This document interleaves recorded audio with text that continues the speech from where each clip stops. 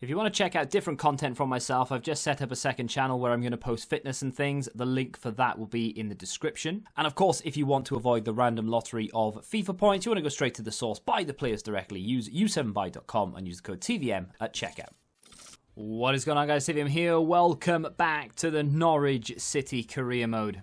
It's a fairly wet and miserable day here at Carrow Road. The team is almost back to normal, really. Godfrey back in, Kroll comes back in, Cyprian Sangar in the middle. The front four, I should say, although technically it is front three, that absolutely decimated Spurs retain their positions. We are simply just putting Godfrey and Tim Krul back in, even though Bella Kotchap and Chevalier played very, very well. Chevalier kept us in it in the first 10 minutes. The Arsenal lineup looks very familiar, but we are going to get a closer look at it right here. Bert Leno in goal. De Sciglio, Callum Chambers, Socrates and Gaia at left back. El Neni and Guendouzi in the middle. Pepe, Alejandro Gomez, Aubameyang. Who was that other winger? Martinelli, their youth player, of course. They benched David Luiz, Mesut Ozil, Tierney. It's not a particularly great Arsenal side. I mean, they do have Guendouzi and El Neni in the middle, which does make me believe we'll be able to control most of the game.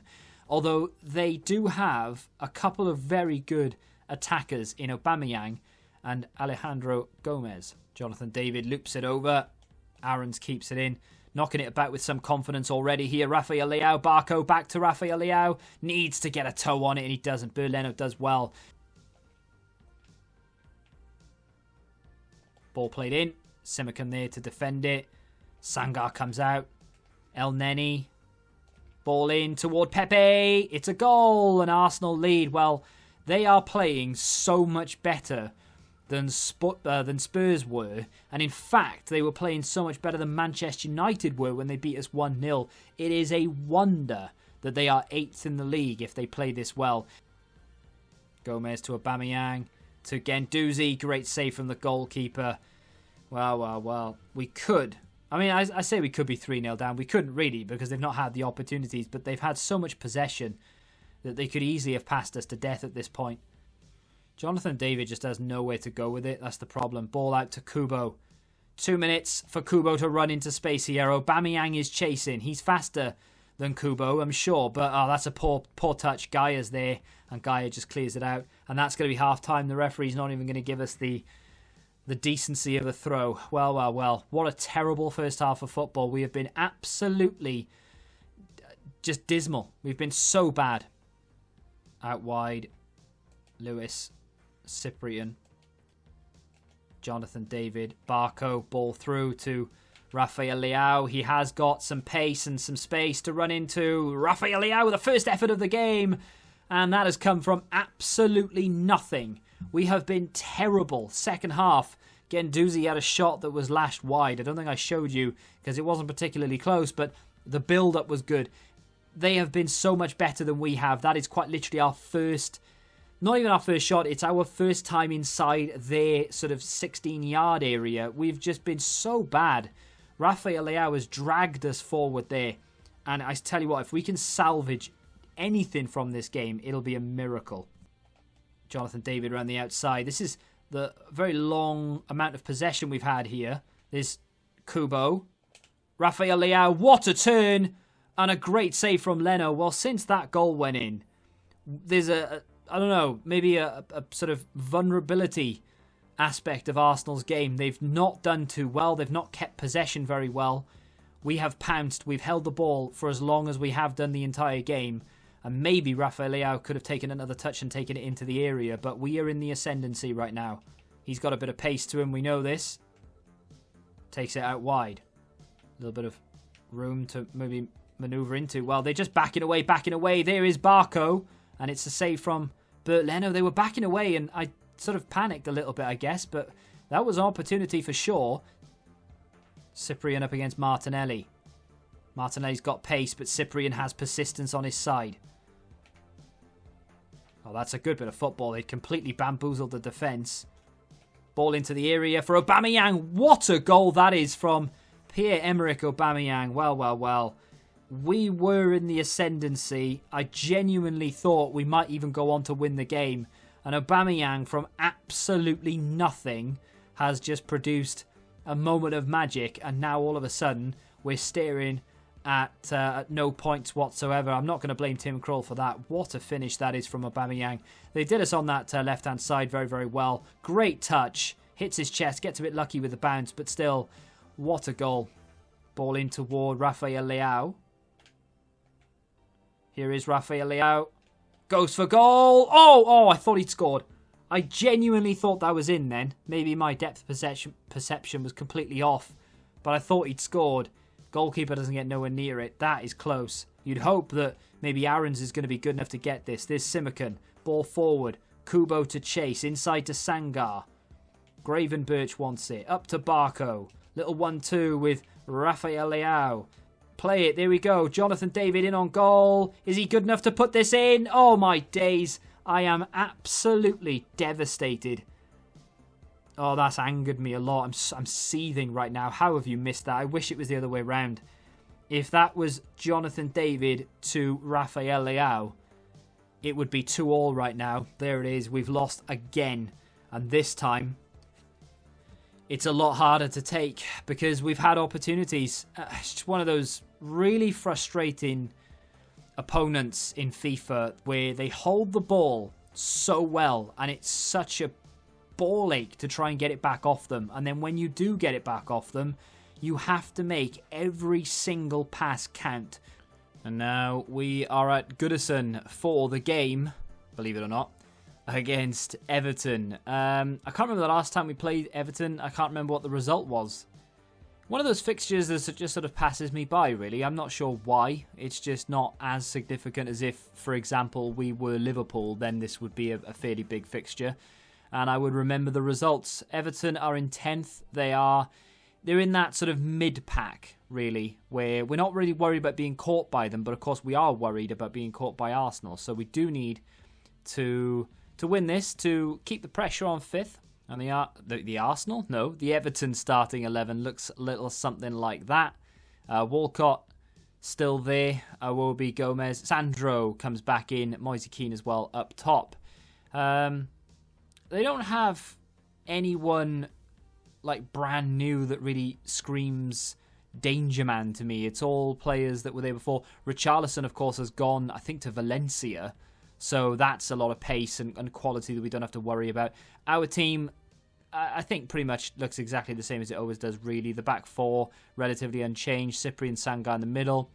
Kubo, Jonathan David, and Ezekiel Barco, with the new danger man up top, Rafael Leao. The bench, again, another familiar sight, really. We do have a little discussion to be had about Jesus Ferreira at some point. Cyprian intercepts the ball. Sangar gets it, knocks it back towards Cyprian. We've got a bit of an overlap here with Jonathan David, who is looking to play it back in towards Cyprian. Little flick. That was a touch of handball. Referee says play on because there are no handballs, and it's straight into Pickford's hands. Godfrey nods it down. Sangar puts it forward. Barco, can he go round his man? He's in on goal. Barco! Oh, that is a shocking miss. Rafael Leao, first touch of the ball to Barco. Back toward him. Somehow bundles his way through, goes for goal, and misses the target. Well, I almost thought it was a foregone conclusion, really, that he was going to score. He's dragged it too far wide. It's quite a way wide in the end, a couple of yards. Ball looped over the top to Walcott, plays it first time in. Tim Krul punches it, could have caught it, but, you know, is what it is. And Andre Gomez has scored an absolute worldie. I mean, Tim Krul is to blame there, 100%. There is absolutely no reason why he hasn't caught this. Why have you punched that? Either tip it and knock it out of play. Don't knock it back into play. That doesn't make any sense. Why would you knock it back? And he's just teed it up for Andre Gomez, and that is all Tim Krul. Sigurdsson. Sangar goes to get him. Walcott gets the ball again. Tries to put another cross in. Comes out to Moise Kean. To Andre Gomez. To Sandro. Back out to Iwobi. Back to Iwobi again. And the rebound is off the post from Moise Kean. He's missed from literally 6 yards. Rebound again. Good save from Tim Krul. And we are living life on the edge here. Don't know what's going on, but we're not playing particularly well at all. And that is a good ball through to Rafael Leao, who could be offside. He's not offside. It's a ball back to Barco. Barco. Jonathan David. Well. What an absolute mess of football that was, but we have managed to score. The ball back from Rafael to Barco was absolutely shocking. Didn't have enough on it. Barco couldn't get enough purchase. Good defending. It's fallen to Jonathan David, and he scored. But up the other end, literally 20 seconds previous to this, Everton should have scored. Aarons, Sangar, Barco, Rafael, he's through. He's in on goal. He goes near post and it's in the back of the net because his finishing is unbelievable. Didn't even need to think about that. I was, okay, maybe I did. I was tempted. And I think with Barco, I would have done some sort of fake shot stop there and maybe come back and maybe even look to play it back round because Barco got himself into a fairly decent position, but he was marked. Maybe a fake shot stop, come back and finesse shot. But when you've got Rafael, who's so good from either angle, whichever foot he's on, you have to just take it, and that is a great goal. Ancelotti not happy. Andre Gomez brings the ball forward, comes back to Gylfi Sigurdsson. Here's Moise Keane. It's going out wide. Plays the ball into the area. Header comes in, and it's a goal. Sandro scored. Well, I did try and defend it. I pressed the button for it to head away, and well, it doesn't happen. I'm hoping the AI have much better celebrations in FIFA 21 because they all just run to the manager, which is very toxic-esque. But Simicon is the wrong side. That's simply the problem there. And there we go. Sandro's header just spirals past the goalkeeper. It's a shame. It's a good header, though. Sandro backheels it to Gylfi Sigurdsson. Sandro looking for the overlap, and he's going to get it in. Gylfi, well, we're going to have to try and defend that cross. I knew Godfrey had to stay there. He couldn't go toward him. Gilmore to Sangar, to Barco. Need to try and get it to Rafael Leao, and he's been pushed off it. We are hanging on for dear life here. We've not had any opportunities since we scored that goal. We've been under the cosh. Here's Gylfi Sigurdsson. Puts a ball into the box. Lewis defends it. Can Ferreira loop it out? Well, Billy Gilmore ran away. What is going on? Little dink over the top. That's a great ball and a good save, and he should have done better. He could have brought it down. That's going to be game over straight away. Well. A game that started off very poorly. We conceded. Then when we scored and then when we went ahead, I thought, right, just a case of control the game now, and it'll be fine. Couldn't get the ball. Couldn't do anything with it. Couldn't move. Couldn't pass. Couldn't do anything. And then Everton scored. Great goal from them, to be fair. And we were lucky to get away with anything from that game. That's a shame, though, because it's a game we should have won. Well, the little discussion that I kind of wanted to have with Jesus Ferreira was whether to sell him or not come the summer window. He's progressed quite well under us. I just don't really envisage him getting the game time he needs, and I'm not feeling it. Every time he comes on as a sub, he never really does anything. In his early stages, his first couple of games, he wasn't too bad. He came on, he felt decent. But now that we have the likes of Kubo and we have Barnateo, who's just sat on the bench half the time and a year younger, but we also have, the big boys, Rafael Leao, who's, just done absolutely phenomenal work since joining. We've got Barco, who's one of our best players as well. We've got all these players, Jonathan David. I just don't ever really see Jesus Ferreira being better. And I don't see us using him as much as we use them. And he doesn't really have that impact off the bench that you'd maybe want. So I am tempted to, see out the rest of the season with him. Try and get as much game time under his belt as possible to try and raise that value. And train him up a little bit as well. But then also let him go. Because his squad role is actually important. He is going to start complaining soon that he doesn't get enough game time. Because he quite literally never plays. He gets maybe 10, 15 minutes here or there in every other game. So, I don't know. Let me know what you think. Should we maybe ship him out? See if we can get 15, 20 million for him?